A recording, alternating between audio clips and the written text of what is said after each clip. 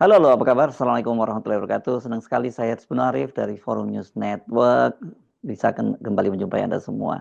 Nah, topiknya masih kita akan bahas pagar laut karena ini bukan nggak sederhana Pak, sesederhana pagar laut, tapi ada kekuatan besar di belakang itu, ada relasi kekuasa itu antara sekarang Presiden Prabowo Subianto dengan Presiden Jokowi dengan oligarki dan sebagainya itu sangat menarik dan saya membaca sebuah tulisan yang ditulis oleh Direktur Eksekutif Infus, Bung Gede Siriana Yusuf, relasi ini antara oligarki dan penguasa ini. Dan kebetulan ini kan dia, saya tahu sedang menyusun disertasi dan topiknya ini tentang reklamasi Pantai Utara Jakarta. Oke, saya ajak Anda untuk langsung bergabung. Assalamualaikum, Bung Gede. Waalaikumsalam, Bung Hersu. Yes. Jadi ini clear ya, ini menarik ya. Ini jadi sebenarnya ini panggung depan lah dari tadi itu ya, dari permainan kekuasaan, dari pertempuran antara penguasa yang sekarang, penguasa yang sudah lalu, dan juga kelompok-kelompok oligarki yang selalu bermain di antara di kekuasaan ini gitu ya. Ya, dan biasanya tuh oligak itu selalu beradaptasi dengan penguasa baru, gitu loh. Biasanya ya seperti Ya, itu ya. dia akan selalu mencoba beradaptasi dengan penguasa baru. Jika ada peluang untuk mendominasi, ya dia akan mendominasi. Ya, ya, ya. Dan tapi kan menarik pada waktu kita kalau kita ngomongin Aguan, pada waktu Aguan bicara soal bahwa dia itu investor, dia groundbreaking di IKN itu katanya ya karena dia ingin menyelamatkan mukanya Pak Jokowi. Itu satu, dia tidak terbiasa sebenarnya seorang Taipan tuh ngomong seperti itu kan, biasanya kayak gitu diam-diam aja. Tapi kalau tak lama kemudian juga kemudian Muhtaryadi dan anak cucunya bahkan kemudian datang ke Solo. Kenapa datangnya ke Solo? Kenapa nggak ke Pak Prabowo? Kan itu juga menarik juga. Oke, mari kita Ya, bahas dengan pintu masuknya dari pagar laut ini. ya, jadi kalau saya melihat ini pagar laut ini gak ada bedanya dengan apa ya namanya reklamasi ilegal gitu. Mhm, Jadi reklamasi ini kan sejak dikatakanlah digagalkan oleh Anies Baswedan ya mhm, dihentikan secara permanen.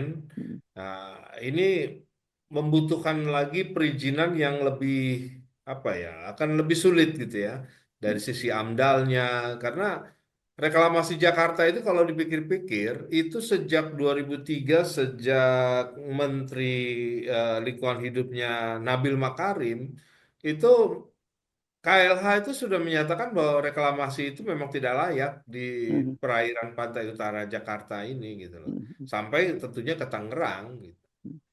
Jadi artinya apalagi dengan undang-undang bahwa perizinannya itu ada di pusat kan. Nah, sehingga waktu itu kan Ahok juga apa namanya menerbitkan perizinan yang diduga atau dinyatakan melanggar undang-undang yang lebih tinggi gitu ya. Ya, dengan hanya dengan pergub gitu. Nah, di sini saya melihat bahwa kegagalan itu, walaupun pada akhirnya oligarki tetap mendapatkan tujuan utamanya ya dengan diterbitkan IMB ya. Nah, dan menariknya di situ hanya kelompoknya Aguan yang hanya yang mendapatkan IMB. Podomoro enggak gitu. Karena Podomoro udah banyak kesandung masalah ya. Presiden direkturnya terkena kasus OTT itu, suap ya dengan KPK. Nah, jadi kalau kita amati dari kelompok Agung Sedayu atau Aguan ini, memang menarik gitu loh. Ada suatu kelihayan tersendiri, dia Mhm, selalu unggul dari kelompok-kelompok oligak lainnya. mhm, Saya dalam penelitian saya itu saya melihat misalnya ketika di era Sutioso, kelompok-kelompok pengembang memprotes surat keputusan dari Menteri KLH Nabil Makarim yang menolak reklamasi Jakarta, itu perusahaan Agung nggak ikut menolak gitu. Tapi dia yang dapat izin prinsip dari Sutioso, gitu loh. Dia lolos terus. Juga kemudian ketika apa namanya terjadi apa namanya operasi tangkap tangan KPK yang terkena itu apa namanya anggota DPRD ya dan Presiden Direktur Podomoro itu kan yang divonis tuh. Kalau kita lihat di dokumentasi putusan atau vonis hakim yang ada di MA nih, dokumen MA ini, ya artinya kelompok Aguan lolos juga gitu loh, Hmm. nggak Hmm. kena Hmm. imbasnya gitu. Hmm. Tapi dia tetap berjalan dan sampai akhirnya hanya dialah yang di finish, katakanlah dari awal tuh dia yang finish sampai dapat IMB. Ya, ya, ya. Dan Artinya menggugat ke ketika, pengadilan kan ya, memang ya dia iya, ya. artinya dari semua proses banyak pengembang ini, Hmm. cuma Aguan aja yang lolos nih gitu loh, sampai Hmm. terbitnya IMB yang memungkinkan berlanjutnya aktivitas komersial di atas Pulau Reklamasi. Hmm. Artinya, secara teori ya, kembali ke teori, tujuan dari para oligark itu akumulasi kekayaan, apakah itu disebut juga pertahanan kekayaan atau keberlanjutan kekayaan, itu tetap tercapai, gitu. Intinya, kita melihatnya sosok Agung Sedayu atau Aguan ini harusnya dari secara konsep teoritis itu harusnya dilihat dari situ gitu loh. Oke, Sehingga kita bisa melihat ke depan oke. Jadi dalam kasus ya, pagar apakah laut ini, ya, silakan. ya dalam kasus pagar laut ini juga kita bisa melihat jejak-jejaknya gitu loh. Hmm. Dua perusahaan yang disebutkan oleh Menteri Nusron itu Hmm. PT apa tuh? PT sebentar saya lihat. Ya, PT Intan Agung Intan Makmur, Agung ya, kemudian Cahaya Inti Cahya, Sentosa. ya, ya, Nah, itu ya. punya afiliasi dengan Hmm. kelompok Agung Sedayu maupun PANI. Hmm. Ya, PANI ini adalah perusahaan patungan nih antara Hmm. Agung Sedayu dengan atau Aguan dengan Antoni Salim Hmm.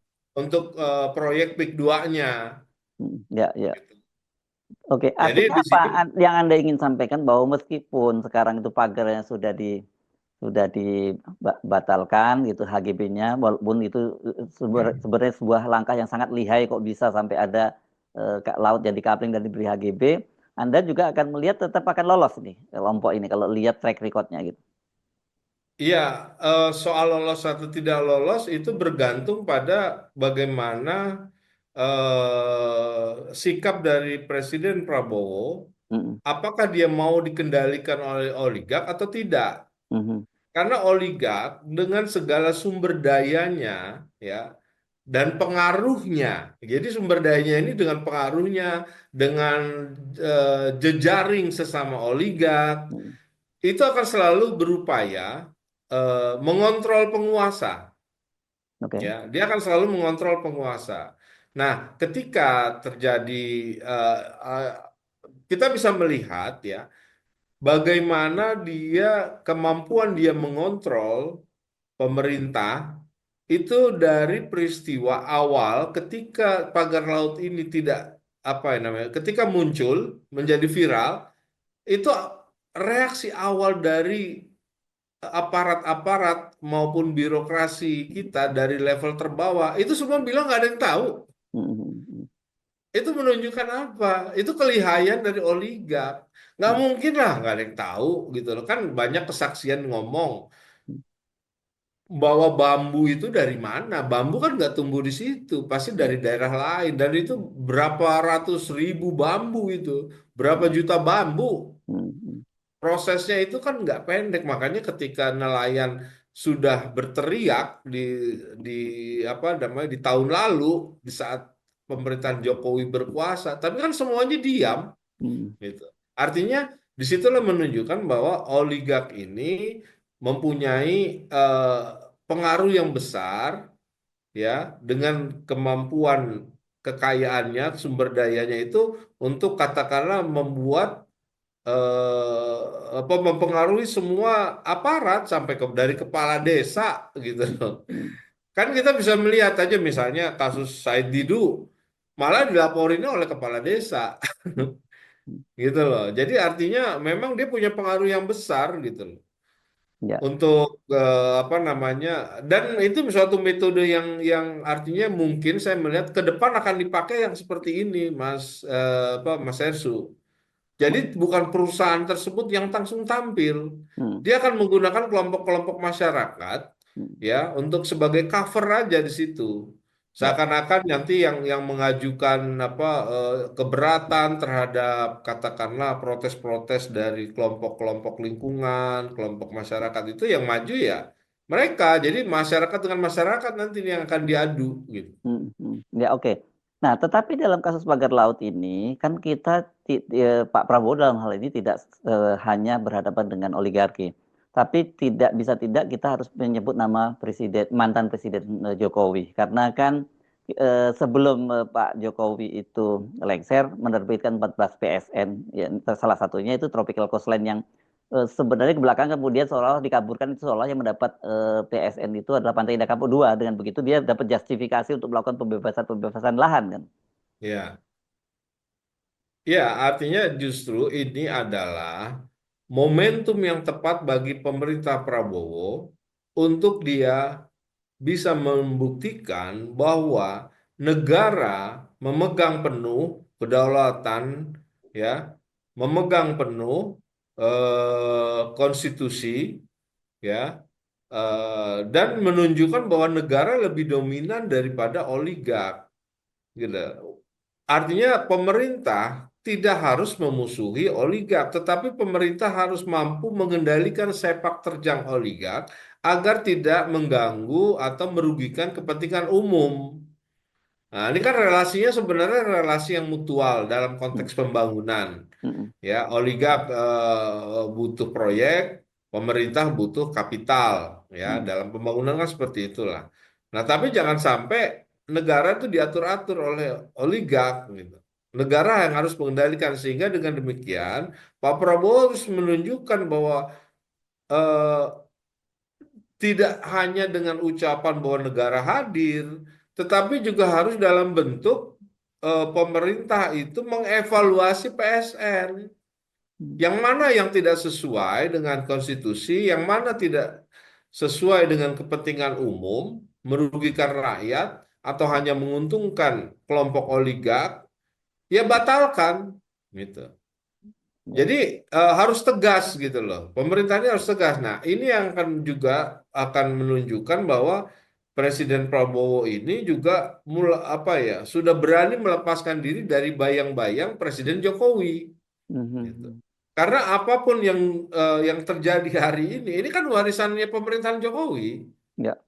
ya PSN-nya warisan. Kemudian HGB-nya juga pasti kan dibuat di era itu. HGB yang sedang mau dievaluasi oleh Menteri Nusron. Bukan bukan sedang dievaluasi, sudah dibatalkan oleh Menteri Nusron. Ya, Ya. apalagi Ah. sudah dibatalkan, artinya itu kan warisannya. Ya, tanggal Bambu, 20, tahun 23 ya, itu, tahun 2023 pada waktu itu menterinya adalah Hadi Cahyanto yang salah Adi satu Cahyanto, orang ya, dekatnya Pak Kem- Jokowi gitu. orang Jakarta Jokowi. Nah, kemudian yang bambunya juga kan warisannya Jokowi, dibangun dari tahun lalu. Artinya, Ya. iya dong, ini Hmm. semua kan merupakan warisan Jokowi sebenarnya. Yang Hmm. istilahnya yang harus cuci piring ini kan Presiden Prabowo jadinya Hmm. gitu loh. Hmm. Nah, ini Pak Prabowo harus tegas gitu loh. Supaya rakyat juga mendukung. Nah, jadi kita bisa melihat bagaimana reaksi publik yang begitu senang ketika kemarin pemerintah yang Angkatan Laut maupun KKP itu membongkar gitu loh. Nah, Hmm. ini kan sebenarnya harus direspon lagi oleh pemerintah untuk segera katakanlah mungkin dengan menyatakan bahwa PSN 2 yang memberi keuntungan pada swasta ini ya, yang di sekitar area tersebut itu dibatalkan aja langsung gitu loh. Nah, sehingga kita bisa melihat bahwa negara benar-benar berdaulat gitu. Mas Sersu bisa dibayangkan misalnya kalau pemerintah itu ya dalam konteks tertentu nih misalnya pihak swasta atau oligark itu punya kepentingan lain, Hmm. menjadi alat dari kepentingan negara lain, Hmm. ya. Hmm. Misalnya di situ apa ya dipasang alat-alat persenjataan atau alat militer, sedangkan semua semua aparat itu mengaku tidak tahu Hmm. sepanjang 30 kilometer gitu loh. Bagaimana kita bisa menjamin bahwa ada keamanan nasional di situ ditegakkan gitu loh. Nah, ini artinya harus ada juga evaluasi terhadap kabinet.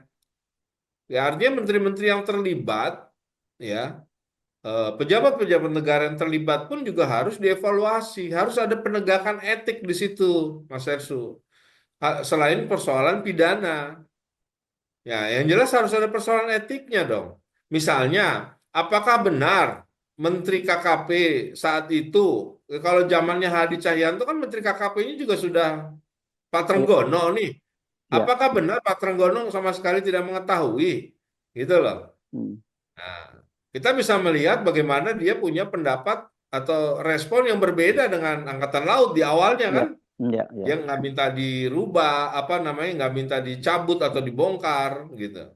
Nah, ini yang maksud saya harus juga ada transparansi ya dari pemerintah. Dalam konteks ini saya selalu ingat bahwa satu, Presiden Prabowo ingin apa namanya ada clean governance.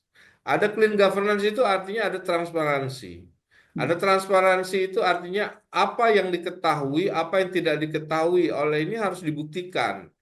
Pemerintah itu harus bersih, jauh dari cengkeraman oligark, jauh dari praktek rent seeking. Ya, kebijakan-kebijakan yang rent seeking ini itu semata-mata pasti karena ada kepentingan oligark di situ. Nah, kedua adalah Pak Prabowo ingin menunjukkan bahwa dia selalu berpihak pada keadilan. Jadi keadilan kepada siapa ya? Pasti utama kepada masyarakat yang lemah gitu.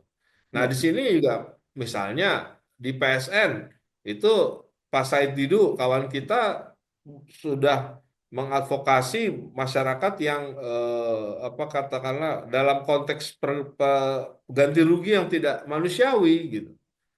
Nah, di sini Pak Prabowo kan harus juga melihat Ya, fakta-fakta itu gitu loh. jadi tidak hanya berhenti pada pagar laut ya, karena pagar laut itu Iya, bagian dari proyek yang tadi itu pembebasan lahan di darat yang karena itu memang jalurnya sama kan begitu. ya.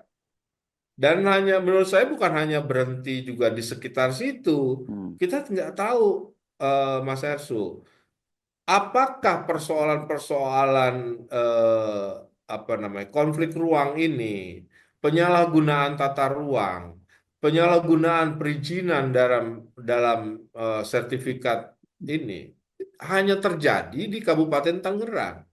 Ya. Bagaimana di daerah lain? Di daerah-daerah pesisir lain, kita negara kepulauan. Jadi kita punya banyak wilayah pesisir yang notabene wilayah pesisir itu rawan untuk dijadikan reklamasi ilegal. Hmm. Jadi kita nggak tahu apakah ada bambu-bambu lain yang sudah ditancepin di pulau-pulau lain di wilayah Indonesia. Ya, kita bisa lihat misalnya juga ada konflik-konflik ruang yang lain ya, atau konflik pertanahan. Misalnya di kemarin di mana tuh Rempang, Hmm. termasuk di Sentul. Ya, ya. Ya, Sentul City, ya kan? Itu kan kemarin juga banyak. Kemudian di Wadas, ini kan persoalan antara rakyat, ya, yang harus digusur, ya, untuk kepentingan oligak-oligak tertentu, gitu. Apakah itu kaitannya dengan pembangunan, ya, kelompok-kelompok oligak pengembang, atau oligak-oligak tambang? Nah, jadi sekarang kita kan bisa melihat ini. Ya, kepentingan-kepentingan oligark itu kan satu di pertanahan, ya. Pertanahan ini kan ada yang karena oligark itu dia latar belakangnya kelompok pengembang, ada pertambangan, ada sawit. Tiga itu, Mas Ersu. Ya.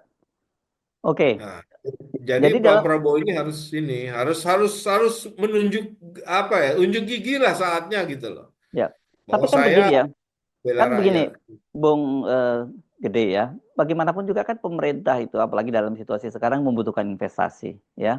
Dan untuk itu investasi dari luar negeri itu tidak mudah untuk mendapatkannya. Sementara kalau investasi di dalam negeri ya kebanyakan pemainnya adalah mereka-mereka ini juga begitu ya. Jadi apakah kemudian ini nggak berdampak gitu misalnya terhadap bagaimana iklim investasi kita kalau kalau sekarang ini juga dibatalkan izin-izinnya itu? Eh, jadi begini, kita melihatnya perspektif investasi itu dari adanya kepastian hukum, Mas Erso. Oke. Mhm. Ya, jadi ketika orang lihat investor yang benar-benar real investor dari luar melihat bagaimana penerapan kepastian hukum di Indonesia itu tidak bisa dipercaya, ya mereka nggak akan mau. Tapi ketika mereka melihat bahwa pemerintah menegakkan hukum di dalam praktek-praktek investasi, mereka akan percaya. Artinya di sini bukan hanya bagaimana tindakan tersebut dilakukan terhadap investor ya yang katakanlah menyalahgunakan perizinan, ya misalnya terkait dari soal bambu tadi gitu ya, tapi juga bagaimana pemerintah artinya presiden menindak birokrasi yang artinya menjadi di mata investor menjadi sumber biaya. Ya, ya, ya. Hmm. Nah, itu yang paling penting karena kepastian hukum itu ketika orang sudah mendapatkan aturan, tak didapat dengan proses yang benar, ya Hmm. udah jangan diganggu. Hmm. Itu. Ya, Artinya prosesnya sudah benar, saya mendapatkan perizinan, ya udah, jangan diganggu. Nah, ya. sehingga itulah yang namanya kepastian hukum. Tetapi kalau dia misalnya si A dari instansi ini meres, si B dari instansi ini meres, ya itulah yang menurut saya tidak ada kepastian hukum. Ya. Nah, jadi Oke. yang penting adalah pemerintah harus menunjukkan adanya kepastian hukum di dalam praktek investasi atau memberikan lingkungan investasi yang positif ya, sehingga investor percaya gitu. Ya. Secara politik dia tidak akan diganggu. Oke. Tadi kan Anda menyebut ya sudah semacam apa ya, fitrahnya lah gitu bahwa oligark itu para pemilik modal itu dia pasti akan mengikuti siapa yang mengikuti dan mendekati siapa yang berkuasa begitu ya. Itu yang Ya, kunci membuat mereka survive gitu. Dan kita tahu kan di eranya pemerintahannya Pak Jokowi selama 2 periode itu mereka betul-betul menikmati semua itu karena mereka ya. bisa mengendalikan pemerintahannya Jokowi. Nah, bagaimana Anda lihat kecenderungan dari pemerintahnya Prabowo? Apakah tindakan ini di awal-awal pemerintahannya ini kan belum sampai 100 hari itu yang keras dengan membatalkan pagar laut, membongkar pagar laut dan membatalkan HGB dan SHM itu sebagai ini kira-kira nanti seperti inilah kayak kepemimpinannya Presiden Prabowo. Ya, saya melihat bahwa para satu begini, Mas Ersu. Dalam pernyataan beberapa pidato kemarin, saya menangkap bahwa Prabowo tetap bukan presiden yang anti investasi. Mhm. Ya, artinya tetap dia punya sikap bahwa investasi itu adalah suatu keharusan, ya, sudah keniscayaan. Hanya yang perlu disampaikan di sini adalah kalau melihat sikap Pak Prabowo kemarin tentang terhadap laut, kemudian terhadap privilege-privilege oligark gitu ya. Nah, ini artinya bahwa Pak Prabowo tidak takut sama sekali dengan oligark-oligark keturunan Cina Hmm. ya. Saya sengaja pakai bukan pakai apa Tionghoa ya, saya pakai Cina karena buat saya definisi Chinese itu bukan Tionghoa Hmm. ya, tapi Cina. Jadi saya melihat di sini Pak Prabowo tidak punya rasa takut untuk dikendalikan oleh oligark-oligark Cina yang apa namanya yang selama ini dikenal menguasai ekonomi nasional Hmm. ya. Kan kalau kita lihat dari sejak BLBI kan kita Ya. bisa tahulah Hmm. di era itu kelompok-kelompok oligark siapa saja di situ yang eh, apa namanya menguasai ekonomi nasional di situ. Nah, saya melihat sikap itu tidak ditunjukkan oleh Pak Prabowo gitu. Artinya sangat mungkin juga nanti Prabowo tidak bergantung pada mereka. Kalau mereka tidak bisa diatur atau mereka menjadi lawan ya Hmm. bagi pemerintah Prabowo, Prabowo pasti akan mungkin mendistribusikan distribusi ekonomi yang kue-kue ekonomi nasional yang lebih besar kepada oligark lokal Hmm. gitu loh. Jadi saya melihat bisa juga arahnya ke sana. Ya, tandanya jelas Kalau misalnya kalau kita nyebut misalnya Haji Isam dan sebagainya ibu proyek. ya bisa jadi Ya. ada Bakri, ada Haji Mm, Isam, ada mm, mm, kelompok-kelompok yang mm, yang kelompok lokal lah katakanlah ya, mm, pribuminya gitu loh. Kalau mm, kalau Anda nggak bisa menjaga kepentingan nasional ya, eh, eh, apa namanya, memperhatikan persoalan keadilan, mm, mm, kehidupan rakyat rakyat miskin itu tidak sejalan dengan pemerintah sekarang ya. Bisa jadi Prabowo akan memberikan porsi yang lebih besar lagi kepada kelompok oligarki lain gitu loh, yang notabene katakanlah oligark pribumi. Apakah itu secara ekonomi tidak akan berdampak semacam turbulence karena kan penguasaan mereka sekarang tuh sudah begitu besar di Indonesia.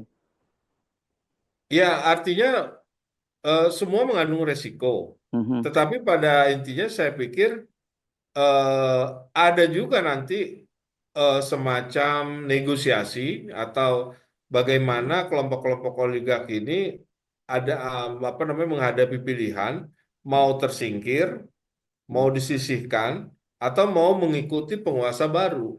ya, ya, ya. Pilihannya kan cuma itu aja gitu loh. Karena gini Nah, bedanya ya, saya pernah menyimak pendapat dari Bang Fahri Ali yang menyatakan bahwa bedanya para oligar atau taipan-taipan ini dengan Orde Baru itu, kalau di Orde Baru kan mereka semua sepenuhnya dikendalikan oleh Pak Harto, ya begitu ya. Kalau ya karena mereka memang diciptakan oleh Pak Harto. ya, kalau sekarang kan mereka justru yang mengendalikan penguasa, ya era bukan sekarang, Ya, maksud saya di eranya Jokowi kan begitu. iya. Iya benar. Jadi justru karena Jokowi ini sebagai rezim infrastruktur, Hmm, tetapi tidak memiliki reserve terhadap persoalan kepentingan nasional, sehingga semuanya diberikan terbuka. Karena apa? Karena ada peran oligark juga dalam dia menjadi presiden. Gitu. Artinya kalau kita melihat lagi di dalam ini, artinya jasanya tuh banyak gitu loh Mas Erso juga ya, dalam segi finansial untuk kampanye politik presiden segala macam. Nah ya. ini apa namanya yang harus apa namanya yang sebenarnya bisa tidak terjadi di era pemerintah Prabowo. Kenapa? Pak Prabowo kan jadi presiden nggak bergantung sama oligark, gitu. Nggak bergantung dengan oligark, artinya dia punya kemampuan untuk memenangkan ini dengan anggarannya dia yang dia punya, gitu. Nah, ini yang harus ditunjukkan lagi bahwa eh, saya tidak bergantung sama sekali dengan oligark-oligark seperti Anda. Anda tidak bisa mengikuti apa namanya, arahan dari pemerintah, kepentingan-kepentingan nasional, maka saya akan memberikan apa namanya, perhatian kepada oligark yang lain. Kan Mhm. tinggal simpel aja begitu. Ya, oke. Nggak harus, kan maksudnya gini loh. Waktu kemarin aja kan kelihatan nih misalnya dari salah satu dubes ya di zaman era Jokowi itu kan dari kelompok pengembang juga. Oh, yang Anda maksud dari Sinarmas ya, yang Sinarmas ya, ya. Hmm. Sinarmas sebagai pengembang itu. Nah ini kan artinya ada suatu korelasi lah di belakangnya atau sebelumnya ya. Apakah itu terkait dengan bisnis anak-anaknya, apakah terkait dengan dukungan selama dia pilpres, selalu bekerjanya tuh di situ. Nah, jadi oligark ini bagaimana dia punya jasa besar di dalam kampanye eh, apa pilpres, ya dia akan semakin mendominasi nantinya, Oke, jadi mendominasi ya, kebijakan ya, ya, mendominasi kebijakan setelah kandidat tersebut terpilih. ya.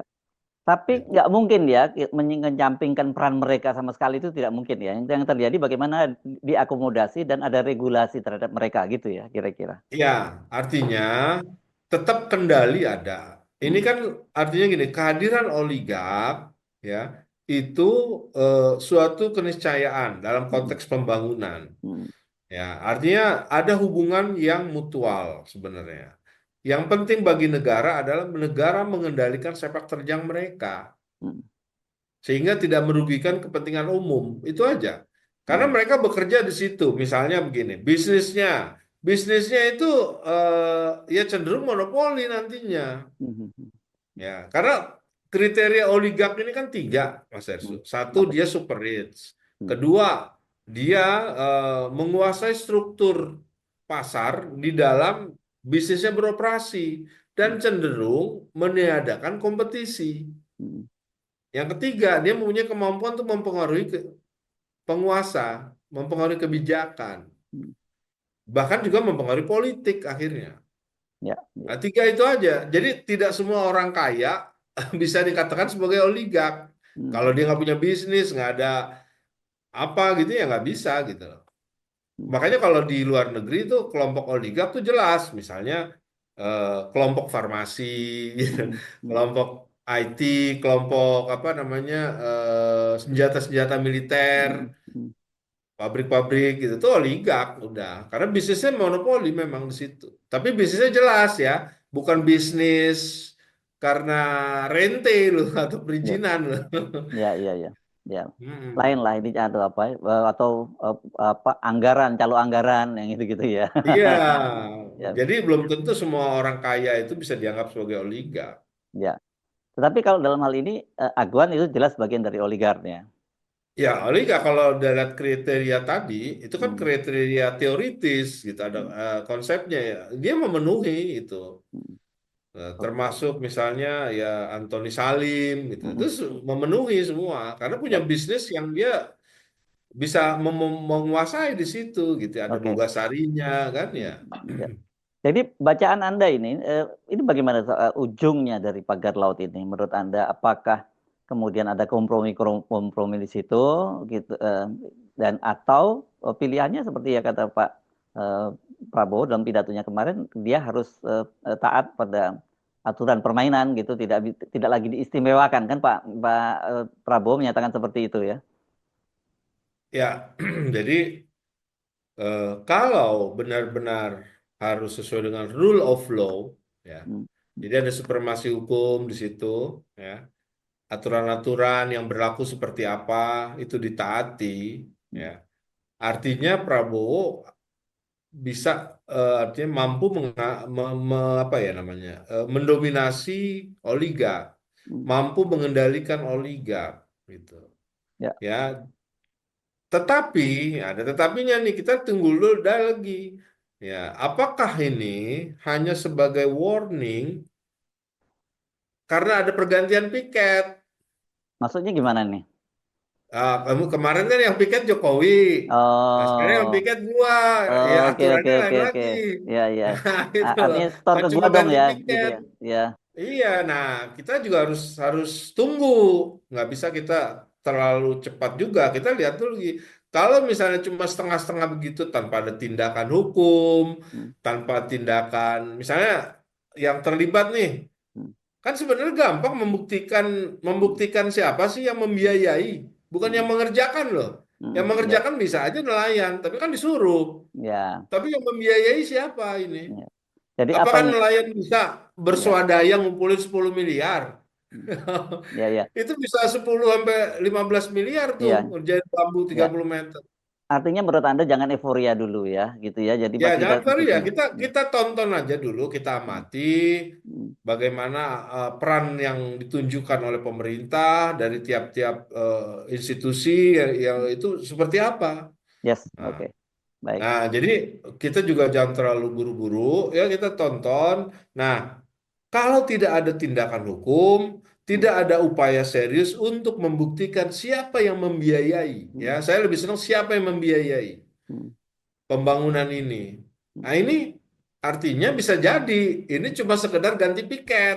Oke, jatah preman lah ya ini ya. Ganti piket aja udah. Iya, ini yang piket sekarang ganti Yes. gitu. Tapi Belum. kalau kalau memang ada yang ditindak, ada Hmm, pejabat negara yang ditindak hmm, secara etik, hmm. ya, Dan etik dan itu hukum juga dong ya, bukan hanya ya etik saja secara hukum hukum. sudah Hmm, pasti. Hukum pidana misalnya yang membiayai kan pidana juga. hmm, ya, Tapi di dalam ini misalnya ya, ketika dia tidak mengetahui karena dia memang tidak terkait dengan perizinan, hmm, ya, tapi dia pura-pura tidak tahu, itu kan barangkali cuma sekedar etik. Tapi Oh kalau ya. yang ini terkait dengan Hmm, perizinan, lalu hmm. dia memberikan perizinan dengan prosedur yang salah, ya itu bukan hanya etik, tapi juga ada pidana gitu. Oke, baik. Jadi Nah, saya kira kita itu kita tunggu ya. menunjukkan bahwa Prabowo benar-benar ingin menegakkan rule of law itu tadi. Baik. Oke, terima kasih Bung Gede Setiana Yusuf dari Direktur Eksekutif Infus. Sampai ketemu lagi. Assalamualaikum warahmatullahi wabarakatuh. Waalaikumsalam warahmatullahi wabarakatuh. Terima kasih Mas Estu.